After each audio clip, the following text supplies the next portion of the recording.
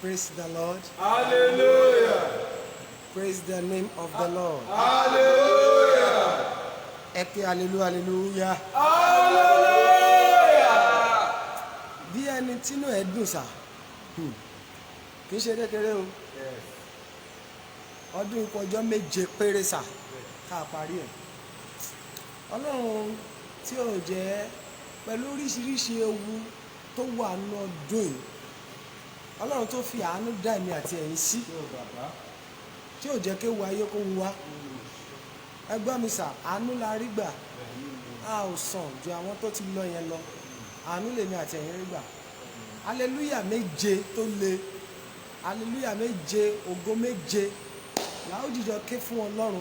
24 ọdún kékeré kan náà máa ń pè. 24 oh my God. Ọlọ́run tó jẹ́ kó ṣojú ẹ̀mí rẹ̀. Ẹ gbọ́ mi sà, mọ́mí ẹ gbọ́, God bless you mommy and daddy that you are coming online. Ẹ káalẹ́ mà. A kú ọdún yìí. Lórúkọ Jésù ẹ̀mí wa máa ṣe púpọ̀. Ẹ gbọ́ mi sà, àwọn kan rí 23 wọn ò lè rí 24. Àwọn kan ó ṣeéṣe kó ti rẹ díẹ̀, àwọn kan ó ṣeéṣe kó ti ra ran, àwọn kan ó ṣeéṣe kó ti ra aṣọ, ṣùgbọ́n sà wọn ò lè wọ̀. Nítorí pé kí ni ìbànújẹ́ òjijì wọlé wọn. Ọlọ́run tí ó gbà láyé inú ayé tiwa. Ẹ jẹ́ àjọ kí hallelujah 7, àánú ni sà. Dádì tá a bá wo 2020 yìí bó ṣe rí, àánú la rí bá o. Oh my God. 2020 tí gbogbo èèyàn ò ní gbàgbé títí láì ní. The year that silenced the economy of the world. The year that silenced a lot of things. But God kept us. Bẹ́ẹ̀ni, ọdún tí ikú pọ̀, ọdún tí ìbànújẹ́ pọ̀, kẹ́ ẹ tó gbọ́ ikú wa jẹ̀yàn lójú, Ọlọ́run ò dẹ̀ jẹ́ kí ewu ọjọ́ kan wù èmi àti ẹ̀yin. Ṣé a máa ká hallelujah yẹn báyìí? Hallelujah 7 sir. Ògo 7. God bless you daddy. I appreciate every one of you. God bless you sir. Lórúkọ Jésù a máa ṣọdún ayọ̀. Are you ready sir? Yeah. Hallelujah 7, ògo 7, 1 2 3 go. Hallelujah. Hallelujah. Hallelujah. Hallelujah.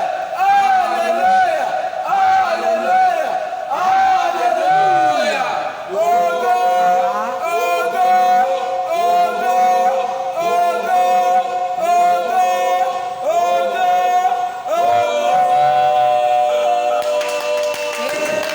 Amen. Amen. God bless you. Amen. Amen. Ẹ jẹ́ akọrin ọpẹ́ láàrin ìṣẹ́jú 5 torí a ò ní gbà wá lákòókò. Ohun gbogbo eré gbogbo ṣe kí ni? Ó di ọ̀la. Bẹ́ẹ̀ni. Ẹ̀rí tẹ́tí ń gbọ́ knockout ìgbògbò. Àwọn kan ohun wọn kọ́ yìí ṣùgbọ́n wọ́n wà general hospital. Àwọn kan mo mọ̀, àwọn kan tó lára àwọn èèyàn mi tó ń wò mí báyìí. Ẹ̀yin kan máa dáná tọ́kí, ẹ̀yin mọ́mì. Ẹ ti mọ̀ dá chicken, ẹ ti mọ̀ jẹ lórí iná. Ẹ mọ̀ sà, àwọn kan wọ́n rà tí wọ́n ò lè padà jẹ o. Oh my God. Bàbá o. Bàbá. Hey. Ẹ ṣé o bàbá. Ẹ ṣé o. Ọlọ́run wa o. Àwa dúpẹ́ bàbá. Hey. Bàbá o. Bàbá. Ọlọ́run gbọ́dọ̀. Hey. Ẹ ṣé o. Ẹ ṣé o bàbá. Hey. Àwa dúpẹ́ bàbá. Lórí ayé wa o. Bàbá. Ọlọ́run gbọ́dọ̀. Ẹ ṣé o bàbá. Ẹ ṣé o. Ẹ ṣé o bàbá. Àwa dúpẹ́ bàbá. Orí náà lè ṣe ń jẹ́ Olúwa. Ọlọ́run tó ga o. Orí náà lè ṣe ń jẹ́ Olúwa. Ẹ lè wí, ẹ lè ṣe. Ẹ lè wí, ẹ lè ṣe. Ẹ lè ṣe, ẹ lè wí o. Bàbá orí náà lè ṣe ń jẹ́ Olúwa. Ó yẹ nítorí iná bàbá o. Orí náà lè ṣe ń jẹ́ Ọlọ́run tó lágbára o. Náà lè ṣe ń jẹ́ Olúwa. Ẹ lè wí, ẹ lè ṣe. Ẹ lè wí, ẹ lè ṣe. Ẹ lè ṣe, ẹ lè wí o. God bless you. Orí náà lè ṣe ń jẹ́ Olúwa. Ó yá bàbá o. Bàbá. Hey. Ẹ ṣé o bàbá. Ẹ ṣé o. Ẹ ṣé o bàbá. Ọlọ́run. Àwa dúpẹ́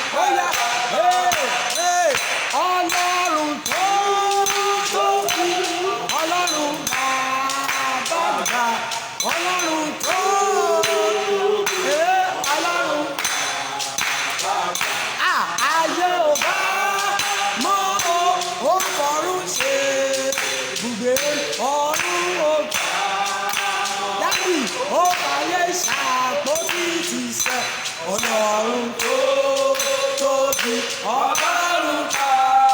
Bóyá Jèhófà. Jèhófà. Jèhófà. Ọlọ́run tó lágbára. Ọlọ́run January o. Ọlọ́run February. Ó dá wa sí ní March. Ọlọ́run April. Ọlọ́run May. Kòró ògbé wa. Ọlọ́run June o. Ọlọ́run July. Ọlọ́run Ọlọ́run August. Ọlọ́run September. Ọlọ́run October. Ọlọ́run November. Ọlọ́run December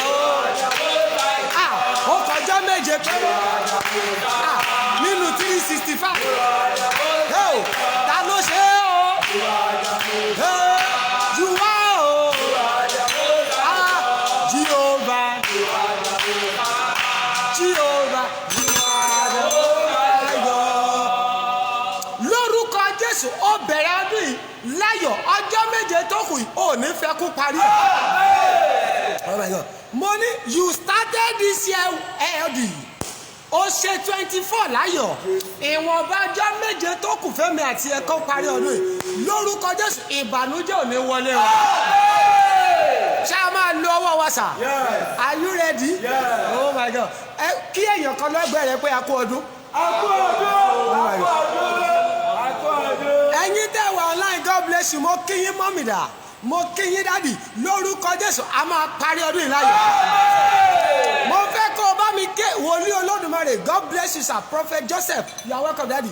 Àwọn ọ̀gá mi nù yẹn. Bẹ́ẹ̀ni, mo fẹ́ kó o bá mi, mo ti rí Merry Christmas lóríṣiríṣi. Èmi gan kí ẹ bá mi kí èèyàn kan náà láì pé ẹ̀yin online member happy Christmas. Bá mi kí èèyàn kan jẹ́ kínú ẹ dùn sà. Bẹ́ẹ̀ni, torí ọ̀pọ̀lọpọ̀ fẹ́ rí wọn ò lè rí sà. Ẹni wà General Hospital ò fara rẹ̀ rí. Àwọn tó tún wà General Hospital tún dúpẹ́ pé àwọn wà láàyè. Oh my God. Gbọ́ bàbá rẹ̀ akọrin kan mo láìkẹ́. Ó ní ipòkípò tó lè wà o, agbára rẹ̀ ṣáà ní. Ọlọ́run tó jẹ́ wà nípò tí ó wù ẹ́. God bless you. Merry Christmas ma sir. God bless you. Bẹ́ẹ̀ni, ẹ jẹ́ akọrin. Bó bá jẹ́ nìyàn ló dúró ni wọ́n á ti máa sọ̀rọ̀. Bó bá jẹ́ nìyàn ló dúró, wọ́n á ti sá lọ. Bó bá jẹ́ nìyàn ló dúró, wọ́n á ti máa sì léegun. Onídùúró mi ẹ̀ ṣe. Ọlọ́run tó dúró. Onídùúró mi ẹ̀ ṣe.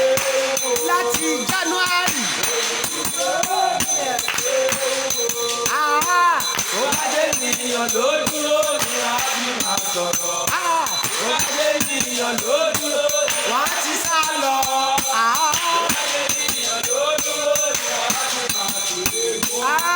Onídùúró mi ẹ̀ ṣe. Ọlọ́run tó ṣe àdúgbò lọ́wọ́ rẹ̀ o. Bàbá àgbà arúgbó ọjọ́ Ọlọ́run bàbá lọ́lá o.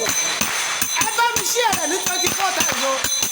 Alágbádá iná Ọlọ́run January, Ọlọ́run February, Ọlọ́run March, Ọlọ́run April, Ọlọ́run May, Ọlọ́run June, Ọlọ́run July, Ọlọ́run August, Ọlọ́run September, Ọlọ́run October, Ọlọ́run November, títí dá December. Onídùúró mi ẹ̀ ṣe wúwo. Onídùúró mi ẹ̀ ṣe wúwo. Bó bá dé nìyàn ló dúró ni wọ́n á ti máa sọ̀rọ̀. Bó bá dé nìyàn ló dúró ni wọ́n á ti sá lọ. Bó bá dé nìyàn ló dúró ni wọ́n á ti máa ṣèlédú. Onídùúró mi ẹ̀ ṣe wúwo. Ẹgbẹ́ lóhùn òkè owó. Onídùúró mi ẹ̀ ṣe wúwo. Onídùúró mi ẹ̀ ṣe wúwo. Ádá fún ẹ̀sà. Bó bá dé nìyàn ló dúró ni wọ́n á ti máa sọ̀rọ̀. Ọlọ́run ẹ ṣé. Bó bá dé nìyàn ló dúró ni wọ́n á ti sá lọ. Bó bá dé nìyàn ló dúró ni wọ́n á ti máa ṣèlédú. Onídùúró mi ẹ̀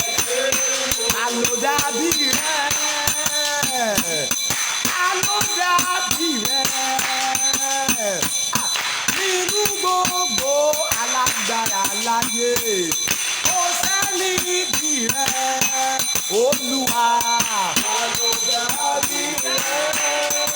Ọlọ́run. Bàbá o. Ní gbogbo alágbára láyé.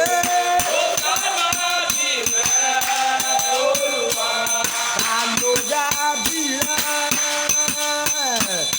Ta ló dàbí rẹ̀? Nínú gbogbo alágbára láyé. Kò sẹ́ni bí rẹ̀ Olúwa. Ọlọ́run o.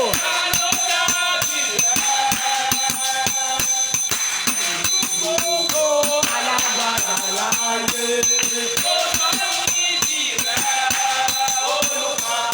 Bóyá ìwọ ló yẹ, bàbá ìwọ ló yẹ.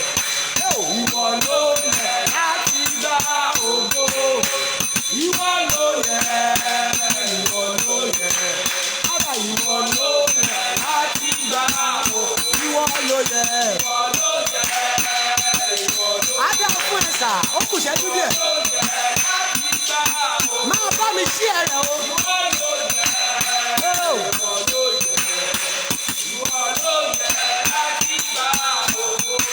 Unquestionable, you are the Lord.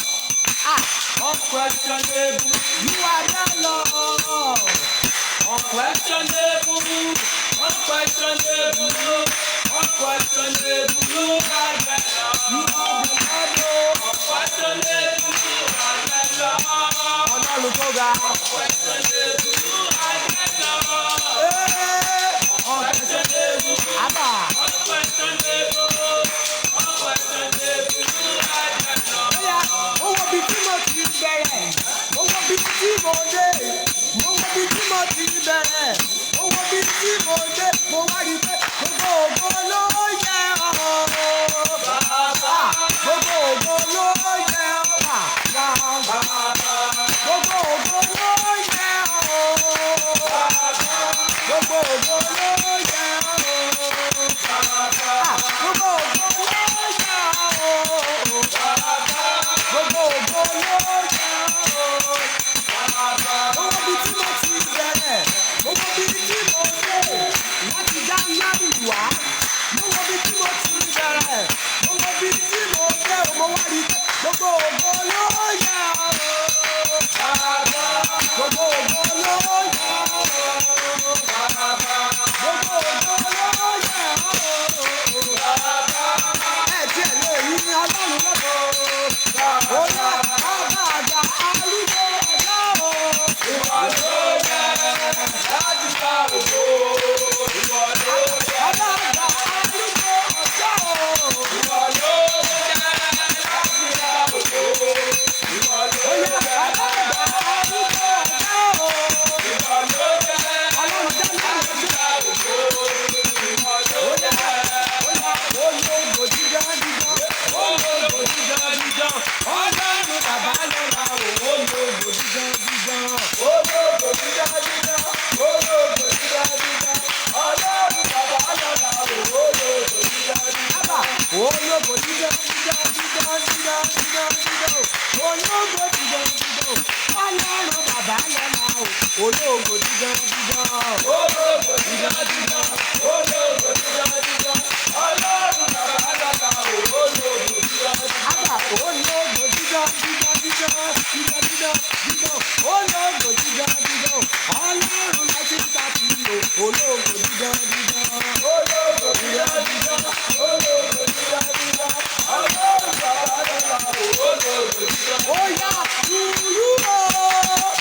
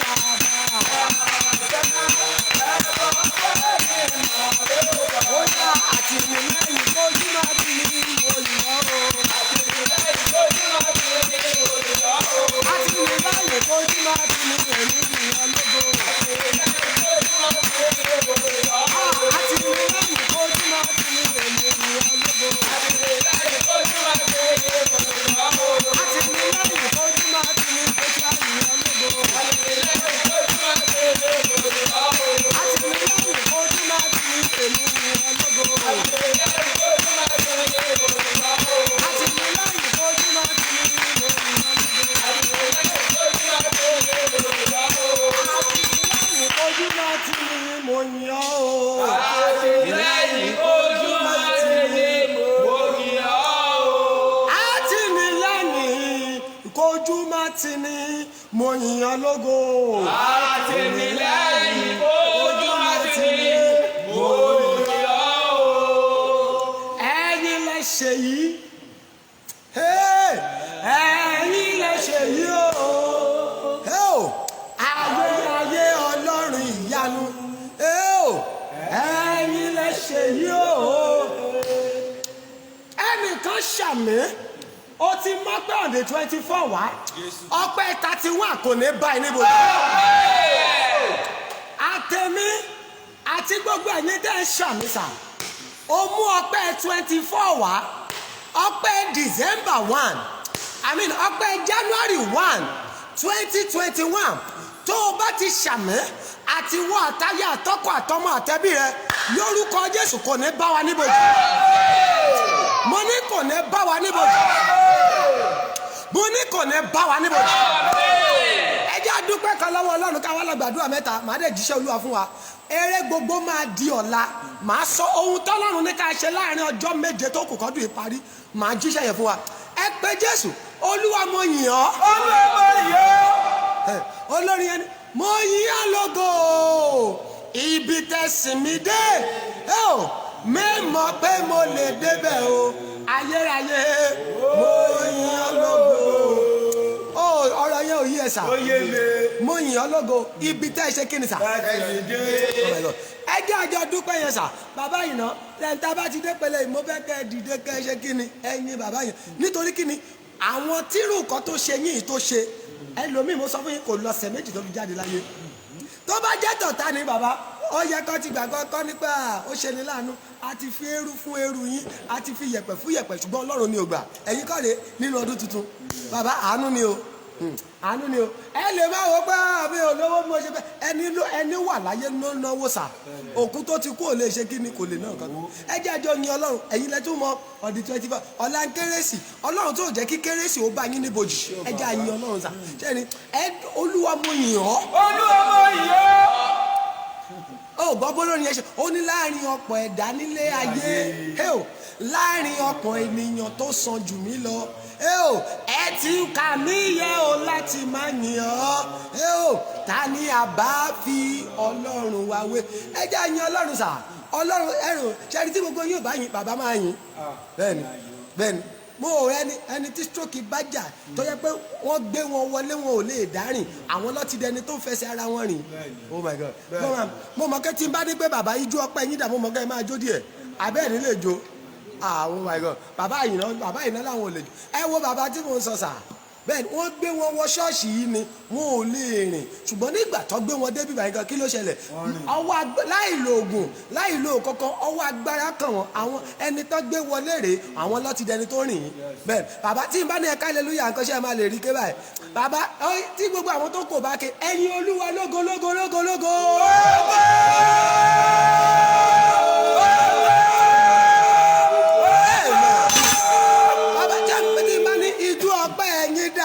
Bàbá. Ìjọ ọpẹ́ rẹ̀. Bàbá ìlú òjò. Àbá ìjú ọpẹ́ rẹ̀ dáadáa. Ìjọ ọpẹ́ rẹ̀. Gbogbo ara mi o. Màá fi gbé Jésù ga. Gbogbo ara mi o. Màá fi gbé Jésù ga. Gbogbo ara mi o. Màá fi gbé Jésù ga. Gbogbo ara mi o. Màá fi gbé Jésù ga. Olúwa mo ṣe kí ni sà? Olúwa mo yìn ọ́. Bàbá tó gbé wọlé ló ti dìde dúró tó ti ń jó yẹn ṣùgbọ́n ẹgbẹ́ wọn tó nírú ẹ̀ wọ́n ti dẹni ìgbàgbé bẹ́ẹ̀ni ẹgbẹ́ wọn tó nírú ẹ̀ wọ́n á máa páàkì wọ́n á máa dé pampasì fún ṣùgbọ́n nígbà tó gbé wọn wọlé ọwọ́ ọláìlògùn ọwọ́ Olódùmarè kún ayé wọn ó dẹ̀ gbé wọn dìde. nǹkan tó dá mi lójú rèé èmi ò mọ̀ làkọjá rẹ̀ sà èmi ò mọ̀gùn tó mi ò mọ̀ ìlàkọjá rẹ̀ tó o bá ṣàmì Ọlọ́run tó gbé bàbá ìná dìde ó máa gbé ẹ dìde. Mo sọ pẹ̀lú àṣẹ Olúwa sà alágbára tó lóòní fi rọrùn ló 2021 tó o bá ṣàmì ó máa já. Ẹ jẹ́ àyìn Ọlọ́run Olúwa mo yìn ọ́. Olúwa mo yìn ọ́. Mo ṣe kí ni sà? Olúwa mo yìn ọ́. Pé ó mú mi ó kà mí yẹ ní ayọ̀ àti àlàáfíà. Ó kà mí yẹ láyọ̀ àti àlàáfíà. Láàárín àwọn wo? Láàárín àwọn èèyàn. Láàárín àwọn alààyè. Láàárín àwọn alààyè. Ó ṣe kí ni sà? Ó kà mí yẹ. Bẹ́ẹ̀ni, ó kà mí yẹ láàárín àwọn alààyè. Ó kà mí yẹ láàárín àwọn alààyè. Ó jẹ́ kí ọ̀tá mọ̀fọ́ lórí ọ̀rọ̀ mi. Ó jẹ́ kí ọ̀tá mọ̀fọ́ lórí ọ̀rọ̀ mi. Ẹ pé Jésù.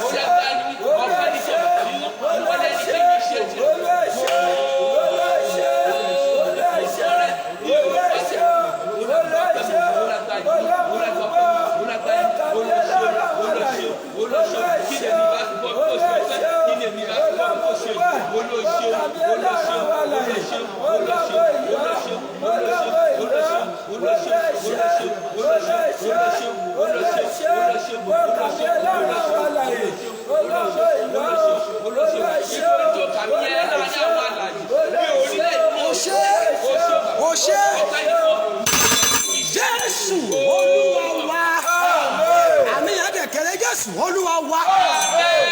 Ọlọ́run tó gbé bàbá ìdílé ṣì wà láàyè síbẹ̀. Gbà mí gbọ́ mọ́mì, gbà mí gbọ́ dádì, èmi ò mọ̀ làkọjá rẹ, ò ní gbé wọ ọdún tuntun.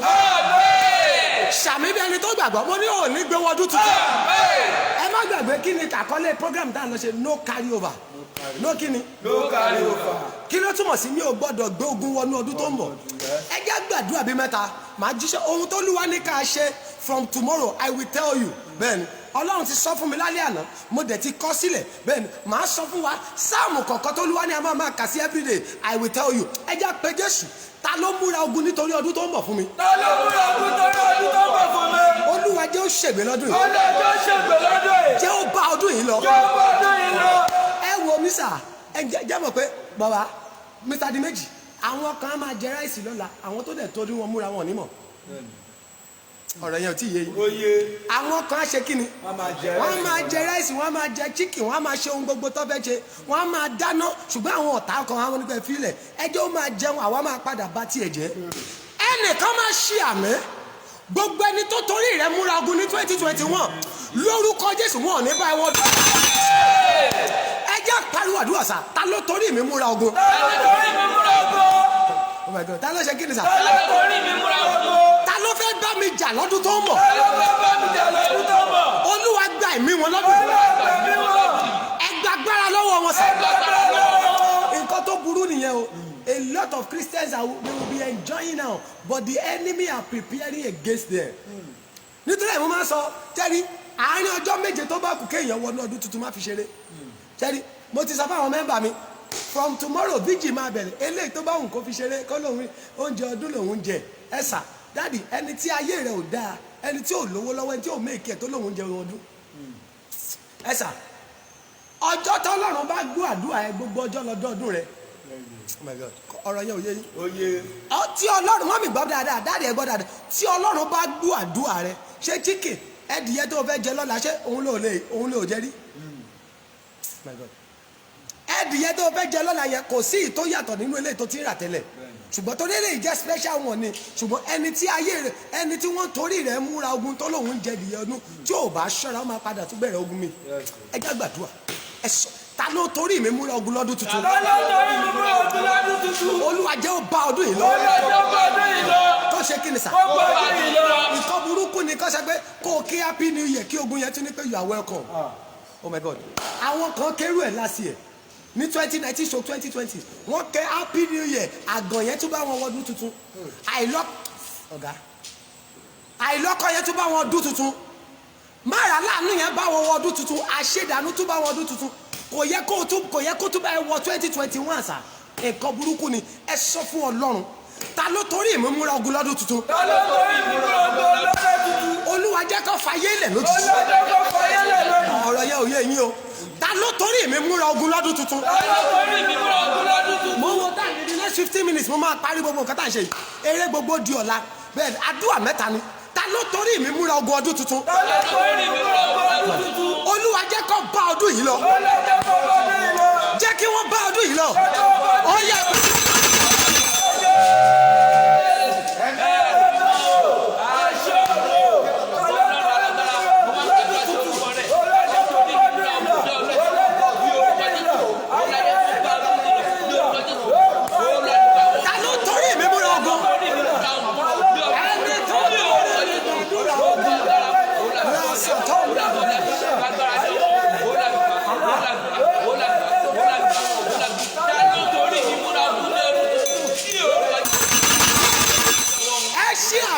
Jésù Olúwa wá irú àmì wo rẹ̀ Jésù Olúwa wá ẹ̀yin tẹ́ wà láì ẹ jẹ́ múra jà wọn tó wà níbàyí lọ ẹ jẹ́ tún àdúrà yẹn gbà ó mọ̀ ní wọn ní ẹ filẹ̀ kò lọ́kọ ní 2020 ẹ jẹ́ kó tún máa ẹ jẹ́ ṣàṣìdànù 2021 oh my God wọn ní ẹ filẹ̀ kò kọ́lé ní 2020 àwa la gbà a ò gbà láàyè kó kọ́lé kó tún gbọ́dọ̀ kọ́lé lọ́dún tó ń bọ̀. Sir, I used to tell my people, Brother Meji, mo máa sọ fáwọn èèyàn every year God have deposited what you are going to do. Ọdọọdún Ọlọ́run àwọn ẹlòmíì year 2020 Ọlọ́run ní pé mọ́tò náà máa rà Sir 2021 Ọlọ́run ní wọ́n máa kọ́lé ẹni tó Ọlọ́run ló máa ra mọ́tò 2020 tí ò padà ra mọ́tò tí ò bá ṣọ́ra ó lè jẹ́ mọ́tò yẹn ló máa fẹ́ lé ní 2021 tọ́lọ́run ní kó lọ kọ́lé ẹ̀rí bí wọ́n ti fọjọ́ yẹn ṣòfò mọ́ lọ́wọ́ they are wasting that day ẹni tó yẹ kó ti dáwọ́ ọmọ bíbí dúró tó sì ń wojú Olúwa fọ́kọ ìjọ wo ló máa padà bí ọmọ ìjọ wo ló fẹ́ wá padà jèrè àwọn ọmọ yẹn ẹ jẹ́ àjọ gbàdúrà ta ló tún fẹ́ bá mi jà lọ́dún tó ń bọ̀. ṣé wọn àbí wọn bá ìjà lọ́dún yìí Sir kí ni achievement yẹ mo ṣe program kan ní mọ̀wé last 2 weeks pastor yẹn ní pé òun dẹ̀ sọ fáwọn ọmọ church yìí pé ó máa dùn òun ní the end of this year kẹ́ ẹ máa sọ pé adúpẹ́ pé mo wà láyé Sir nǹkan burúkú ni pé láti January dá the end of this year kéèyàn máa sọ pé mo ṣe àdúpẹ́ pé mo wà láyé mi ò sí láàrin àwọn tó kú nǹkan burúkú ni bẹ́ẹ̀ ni gbọ́ ni sà Ọlọ́run deposit kankan fún ẹ nínú ọdún yìí bọ̀ mélòó ló achieve nínú ẹ̀ nígbà tọ́ta máa tún parí tẹ́lómi á ní pé kòró ló fà á ẹ já gbàdúrà sà ẹ sọ fún Ọlọ́run ta ló tún fẹ́ bá mi jà lọ́dún tuntun bẹ́ẹ̀ ni àìsàn náà fi di ẹlòmíì my God gbogbo títẹ lomi gbogbo nǹkan tó ń ṣe ó ń bẹ̀rẹ̀ dáadáa wọn ò jọ ṣàṣeyọrí ẹ̀ oh my God títẹ lomi wọ́n jẹ́ ó ní starting wọn ò jọ ní finishing gbogbo tẹ lomi kò láláàánú láti January láti sìn ó ṣà ń ṣe gbogbo ẹ̀ ní ibi kan ló ń já sí ẹjọ́ sọ fọlọ́run ẹ gbọ́ inú ọdún yìí àwọn kan ti kọ́lé o there are some people they made it in this year 2020 where others are clamoring for no helper some people made their millions here some people build house in this year some people oh my God ọdún ilẹ̀ lomi bímọ ọdún ilẹ̀ lomi ṣe wedding ẹni tí ò ṣe wedding tẹ́lẹ̀ ọdún 2020 ló ṣe wedding kí la wá sọ fún mi mo máa sọ fún yàn ẹ gbọ́ time and season is not a determinant when God is involved in your case. What is the situation of the world is not a determinant when God is ready to attend to your case. Ẹ jẹ́ gbàdúrà ta ló tún fẹ́ bá mi jà lọ́dún 2021. nítorí ó dá mi lójú àti parí ọdún ìláyọ̀ àbí àwọn gbàgbọ́ àti parí ọdún ìláyọ̀ sà ṣùgbọ́n já ọ tètè ṣe wọ́n mọ́ṣẹ́ ẹ gbọ́ Yorùbá gan sọ ẹ tètè lé ẹlẹ́yọ̀rọ̀ náà ká tó fẹ́ bọ̀ wá bá dìyẹ àwọn ẹlẹ́yọ̀rọ̀ làwọn ọ̀tá tó tún fẹ́ dìde ogun lọ́dún tó ń bọ̀.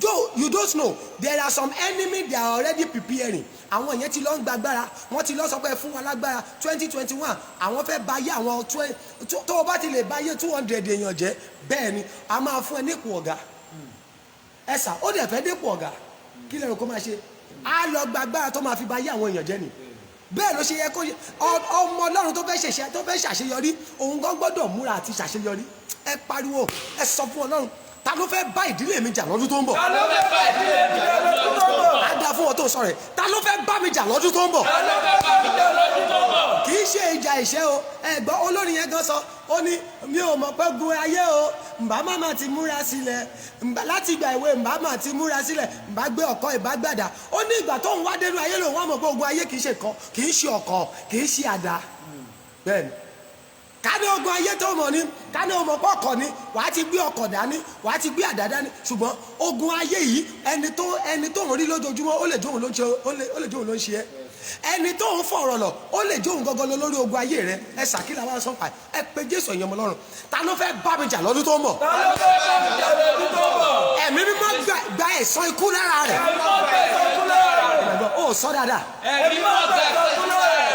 o fẹ́ jẹ́ kọ́tùbà ẹ̀wọ̀n ọdún tó ń bọ̀ yẹn ta ló lóun máa bá mi jà lọ́dún tuntun bàbá gba ẹ̀san lára rẹ̀ Olúwa gba ẹ̀san lára rẹ̀.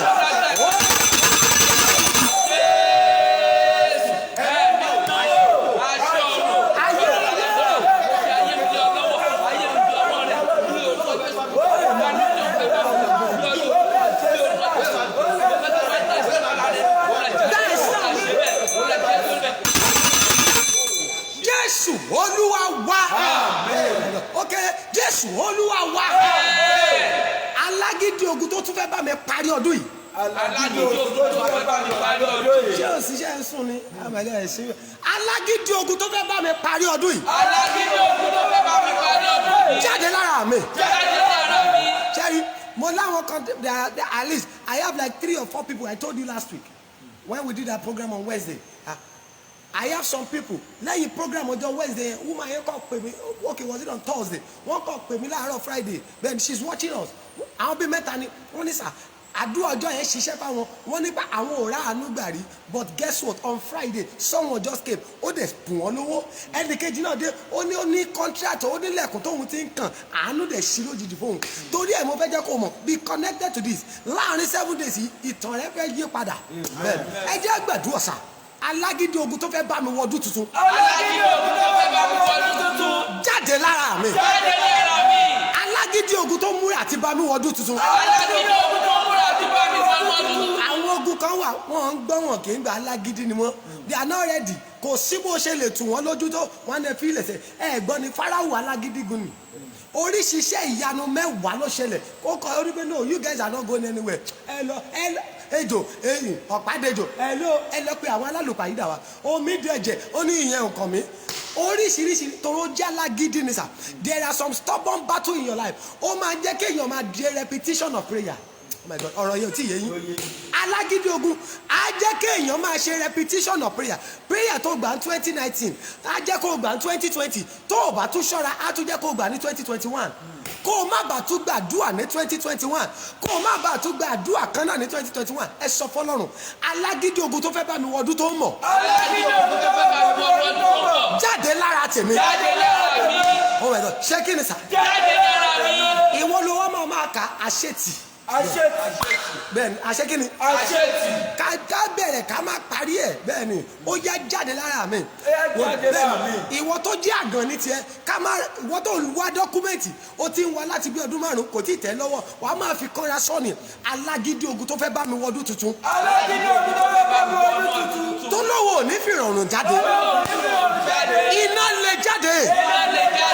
Iná lè jáde.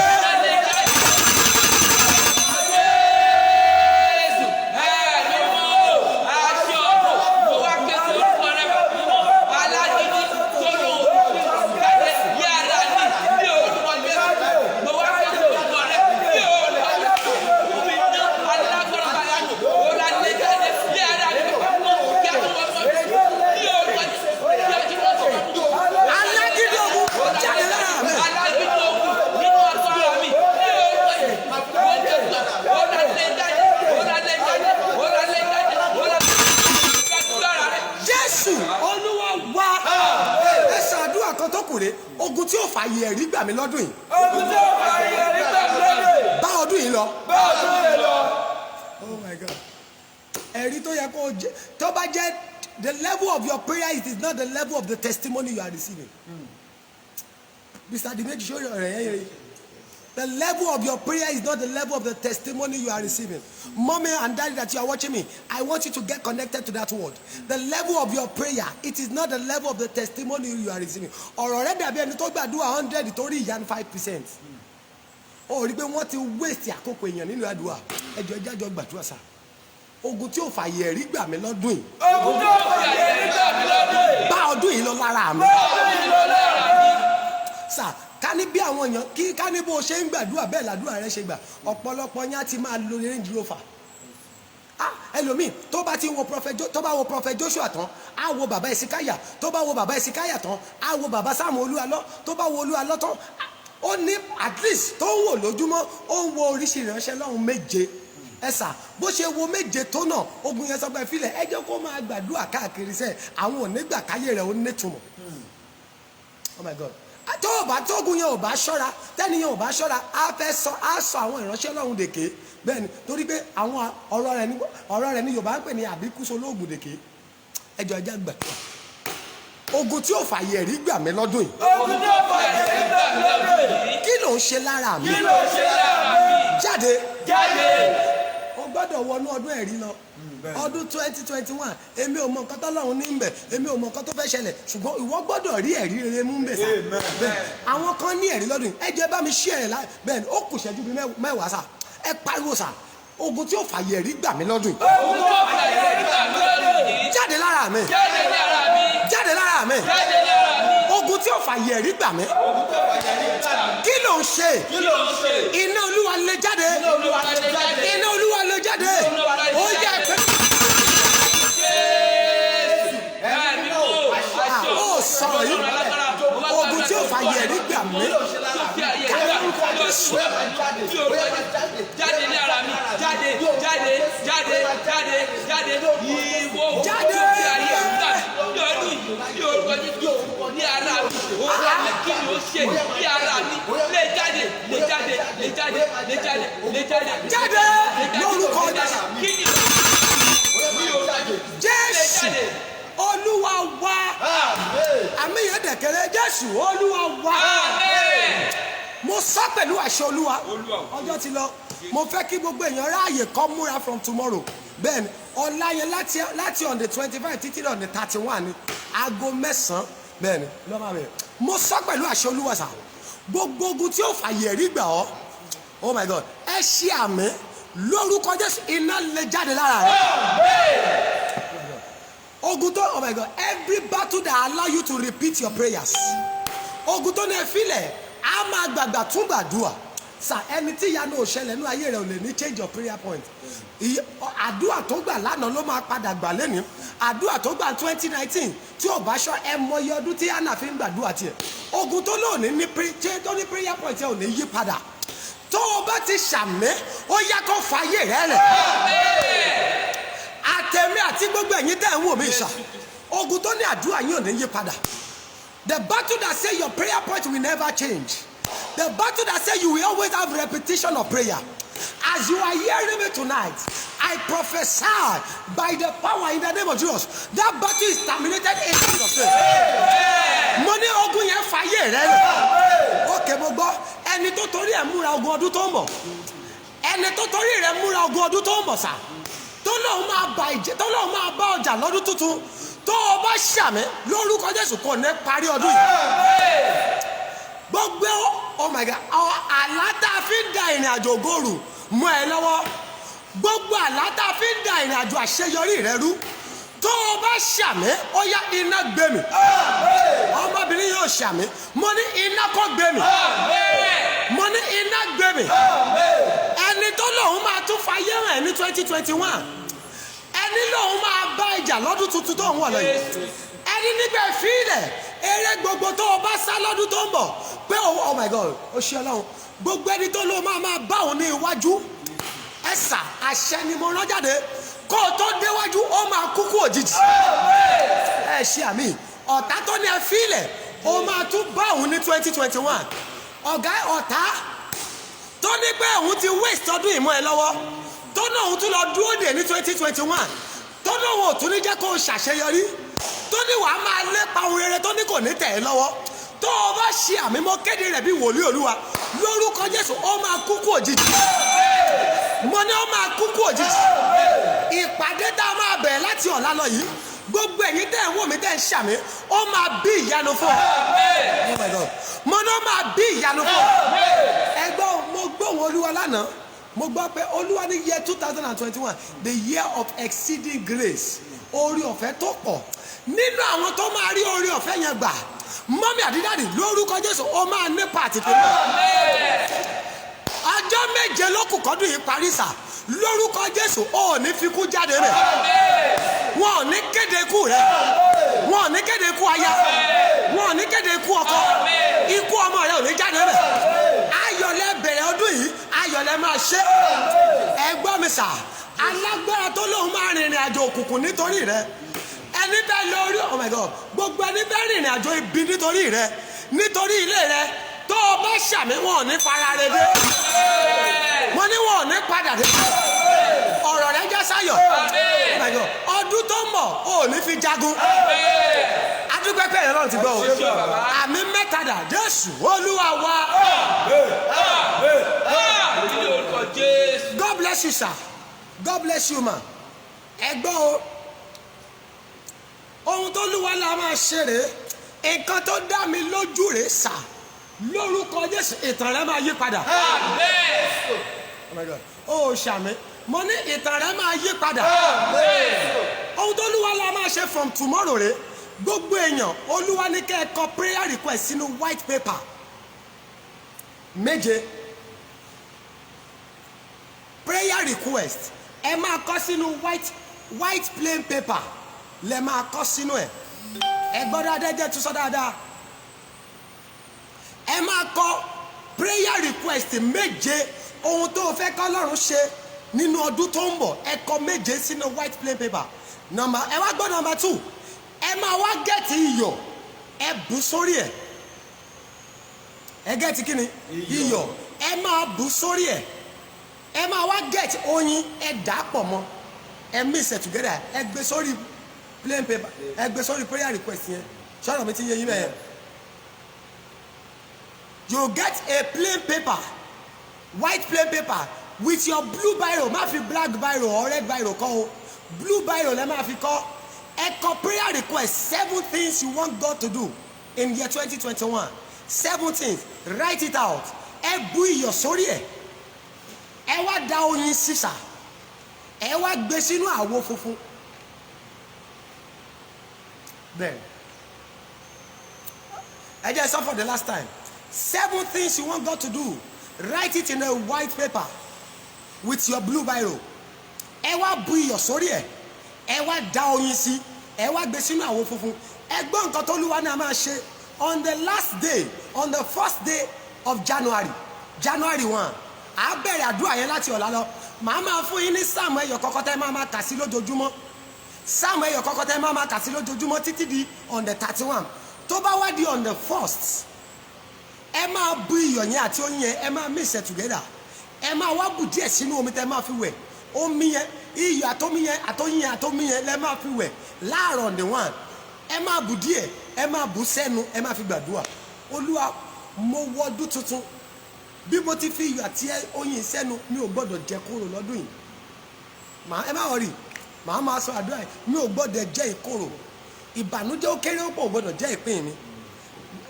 Tó bá di on the 31st yẹn, àwọn àdúrà tẹ́ máa gbà, I will let you know. Ṣùgbọ́n once again, from tomorrow, torí ẹ ò gbọ́dọ̀ miss prayer yẹn lọ́la. From tomorrow, get a white paper, write 7 things you want God to do. 7 things you want God to do with blue biro.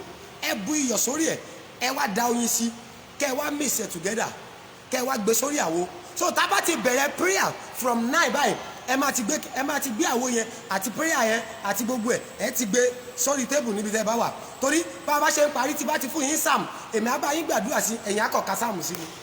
Kò jù bẹ́ẹ̀ lọ. Ó dẹ̀ dá mi lójú 2021 gbogbo wa pátá a ò ní rí ìbànújẹ́, a ò ní jẹ́ ìkorò náà. So ohun tó Olúwa la máa ṣe nìyẹn. God bless you sir. Ẹ jẹ́ ìtúsọ ohun tó Olúwa la máa ṣe yìí. 7 prayer requests inside a white paper. If you get my message, let me know. Kí n tó máa lọ. If you get my message, let me know. You get a white paper. Write 7 things you want God to do in your family next year with blue biro. Tẹ́ ẹ bá ti get it, tẹ́ ẹ bá ti kọ́ tán, ẹ wá bù iyọ̀ sórí ẹ̀, ẹ wá bù oyin sí, kẹ́ ẹ mix it together. Bẹ́ẹ̀ni, iyọ̀ àti oyin ẹ dà sí, kẹ́ ẹ mix it together. Kẹ́ ẹ wá gbé sórí àwo funfun. So láti ọ̀la lọ, sáàmù kọ̀ọ̀kan tó Olúwa ní ká máa kà, màá máa fún wa. Tí n bá ti bá yín gbàdúrà sí, ẹ̀yin á kọ́ ka sáàmù yẹn sí, ó tún di ọjọ́ kejì. Ó dá mi lójú ní ìgbà tá a bá máa parí ẹ̀ lọ́ndẹ̀ 31st, tẹ́ ẹ bá máa lò lọ́ndẹ̀ 1, throughout 365 days in 2021 lórúkọ Jésù ẹ ò ní jẹ ìkorò. So if you get my message let me know. So a lè fi eré gbogbo sí alẹ́ ọ̀la 9 p.m. Nigerian time. Ẹ share rẹ̀, mo fẹ́ kó invite àwọn èèyàn rẹ, jẹ́ kí àwọn náà jẹ́ alábàápín nínú àdúrà yìí lọ́la. Àwọn tó wà lọ́nà jíjìn ẹ sọ fún wọn nǹkan tó Olúwa ní kó ṣe.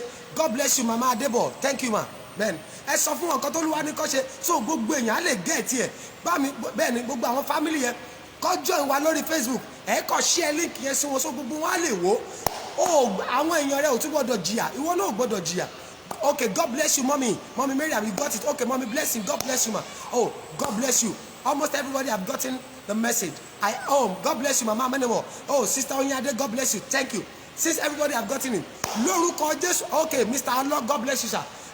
Gbogbo èèyàn ti get here. So 9 p.m. Okay, Mama Ajoke Ajibade, God bless you. Oh, Mommy Itunu, God bless you. Gbogbo èèyàn ti get here. So, get here, ready. 9 p.m. Nigerian time, we are going to be online. From tomorrow, 25 to 31st. Okay, Mr. Bolaji, God bless you, sir. Thank you. So, Mr. Bolaji, God bless you, sir. So, we are going to be online from 25 to 31. Ó dá mi lójú, sir. Wòlíì Olódùmarè, Jésù ládé mi, Káyọ̀dé. God bless you, Baba. More grace, sir. Ìpè yín á máa fọhùn títí láì, sir. Ẹ ò ní jábọ́. God bless you. So, gbogbo èèyàn, get here ready. 9 p.m. Nigerian time, we are going to be online. So, ó dẹ̀ dá mi lójú gbogbo yín, ẹ ò ní ẹ̀rí. Oh, I've got it, sir. God bless you, Sister Fatai Taiwo. Oh, Mr. Ogbebo Anthony, God bless you, sir. Gbogbo yín, mo kí yín akú ọdún akú yèdùn. Ẹ̀mí wa ṣe púpọ̀ láyà àlàáfíà. Lórúkọ Jésù, a ó ṣe ọ̀pọ̀lọpọ̀ rẹ̀ láyé. Oh, Mommy Tóyìn Àpáta, you have gotten it. God bless you, ma. I appreciate every one of you. Ẹ jẹ́ kí gbogbo àpàdé ní agbára Ọlọ́run 9 p.m. Nigerian time. Gbogbo yín tá a bá dẹ̀ ti máa pàdé lọ́la orí online yìí kẹ́ ti máa fi ṣíkì mi ránṣẹ́. Ṣíkì tẹ́ ẹ bá jẹkù ní àárọ̀ ẹ pé pàdé mi ní alẹ́. So online ni màá ti máa gba ẹyọ kọ̀ọ̀kan yín ẹ mọ̀ sọ sí mi ìmọ̀ gbà bẹ́ẹ̀ lórúkọ Jésù a ò ní dààmú lọ́dún tuntun. Merry Christmas and Happy New Year in advance. Ẹ jẹ́ àti ẹ̀sìn kíra wa Merry Christmas iná. A kú Merry Christmas yo. 24 December 2021 lórúkọ Jésù kò ní bá wa níbojì. God bless you, sir.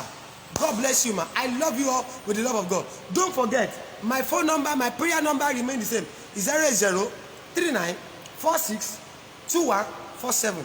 08039462147. Gbogbo ẹ̀yin tí Ọlọ́run ń lò fún program wa, a dúpẹ́ lọ́wọ́ yín o. Gbogbo ẹ̀yin tí Ọlọ́run ń lò tẹ́ ra nǹkan ọdún fún mi, àmọ́ dúpẹ́ o. Mo mọ̀ o.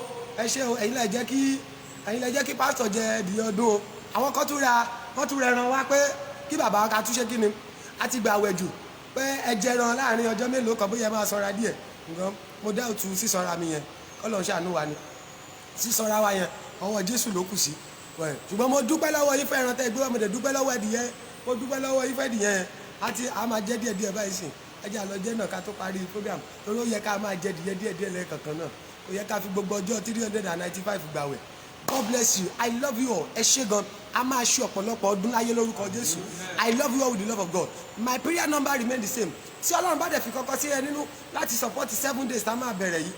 O lè pe nọ́mbà yẹn 08039462147. I love you all with the love of God. Mr. Ogbebo tí ẹ dúró dè mí. Èmi Joshua ní ẹ̀rí kan. Èmi Bọ̀lẹ́lú ẹ̀rí kan. Ìwọ náà sọ nínú yàrá tó wà pé èmi Joshua lẹ̀rí kan. Èmi Joshua lẹ̀rí kan. Ẹ pariwo ọ̀rọ̀ rẹ yára Prophet Joshua ẹ̀yin lẹ̀rí kan. Èmi Bọ̀lẹ́lú Joshua lẹ̀rí kan. God bless you, sir. I love you all with the love of God. Merry Christmas and Happy New Year in advance.